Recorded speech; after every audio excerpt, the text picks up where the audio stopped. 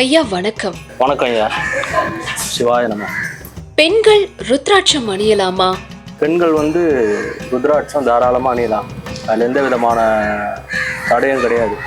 ஏன் அப்படின்னா, இந்த ஜகத்தினுடைய தாயான பராசக்தியை ருத்ராட்சம் போட்டிருக்காங்க. அதில் இந்த முகமான ருத்ராட்சம் தான் போடணும், அந்த முக ருத்ராட்சம் போடணுன்றதுலாம் எந்த விதமான தடையும் கிடையாது. எல்லா ருத்ராட்சத்தையும் எல்லாரும் போடலாம். எல்லாத்துக்கும் மனம்தான் காரணம். அப்படி பொதுவான ஒரு ருத்ராட்சம் ஒரு முகத்தை போடணும்னா 5 முக ருத்ராட்சத்தை பொதுவாக அணியலாம். அதுக்கு எந்த விதமான தோஷமும் கிடையாது. அதனால் பெண்கள் கட்டாயம் ருத்ராட்சத்தை அணியணும். எப்பொழுதும் ருத்ராட்சத்தை போட்டிருக்கலாம். ஏன் அப்படின்னா 63 நாயன்மார்களும் இல்லறத்தோடு சேர்ந்து தான் வாழ்ந்தாங்க, கணவன் மனையாக வாழ்ந்தாங்க. அவங்க எல்லாருமே ருத்ராட்சம் போட்டிருந்தாங்க. ருத்ராட்சம் என்பது சைவத்தின் அடையாளம். சிவபெருமான் போட்டிருக்கிறதுனால ருத்ராட்சத்தை நம்ம தாராளமாக அணியலாம். அதுக்கு தீட்டு சடங்கு எதுவுமே கிடையவே கிடையாது. பெண்கள் தாராளமாக ருத்ராட்சத்தை போடலாம். காரைக்கால் அம்மையார் போட்டாங்க. இவங்க எல்லாமே இறைவனுடைய திருவருள் பெற்றாங்க. அதனால் ருத்ராட்சம் தாராளமாக போடுது. பெண்கள் கட்டாயம் ருத்ராட்சம் அணியலாம். 5 முக ருத்ராட்சத்தை போட்டால் சிறப்பு தான். ஐயா, தீட்டு, இறப்பு, தாம்பத்தியம் தருணத்துல ருத்ராட்சம் அணியலாமா? தீட்டு, இறப்பு, தாம்பத்தியம் என்பதெல்லாம் எந்த வகையிலும் தீட்டே ஆகாது. தீட்டு என்பது யாதெனில் உள்ளொன்று வைத்து புறமொன்று பேசுவது தான் தீட்டு. ஒருத்தரை பற்றி தவறான சிந்தனையை சிந்திப்பது, தவறான செயல்களை செய்வது, இதுதான் தீட்டு ஆகும் இந்த உலகத்தில். தீட்டு என்பதை நல்லா புரிஞ்சுக்கோங்க. தீட்டு, சடங்கு, சம்பிரதாயம் எல்லாம் சிவபெருமானுக்கு கிடையவே கிடையாது. சிவ வழிபாடு செய்கிற அடியார்களுக்கு கிடையவே கிடையாது.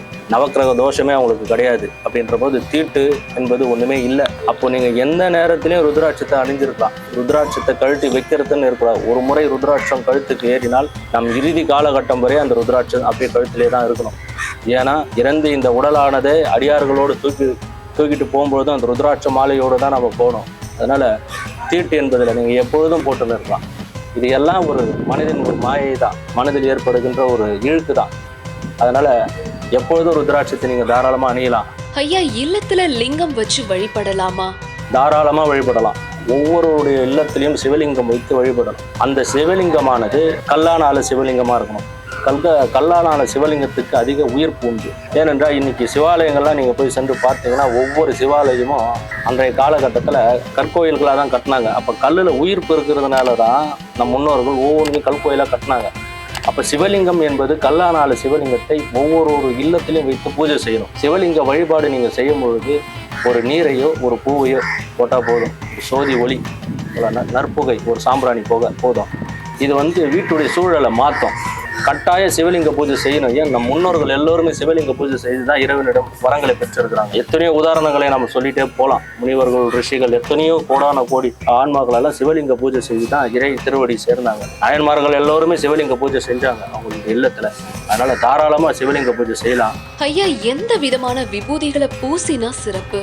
விபூதிகளை பூசினால் சிறப்பு தான். ஆனால் எந்த விதமான விபூதிகள்னும் போது இன்னைக்கு சுண்ணாம்பு கலந்த விபூதிகள் தான் நிறைய வருது. பசுமாடு, அதாவது காராம் பசுன்னு சொல்லுவாங்க. இந்த காராம் பசுடைய சாணத்தாலான திருநீரை பூசினால் ரொம்ப ரொம்ப சிறப்பு. அதில் உங்களுக்கு தேவையான நறுமண பொருட்கள் எல்லாம் நீங்கள் சேர்த்துக்கலாம். ஜவ்வாது, இன்னும் சந்தனம், இன்னும் ஏதேதோ பொருட்கள்லாம் இருக்குது. அதெல்லாம் நீங்கள் கலந்துக்கலாம்.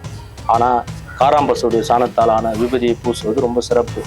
இப்போ வர திருநீரெல்லாம் சுண்ணாம்பு கலந்து வருது. அந்த மாதிரி சுண்ணாம்பு கலந்த திருநீரெல்லாம் பயன்படுத்தவே கூடாது. நெற்றி வந்துடும். அதனால் நீங்களே தயார் பண்ணலாம். இல்லத்திலேயே தயார் பண்ணி இந்த திருநீரை பூசலாம். திருநீரை பூசுவது ரொம்ப சிறப்பானது. திருநீர் நீர் இல்லாத நெற்றி பாழ்னு சொல்லி இருக்கிறாங்க.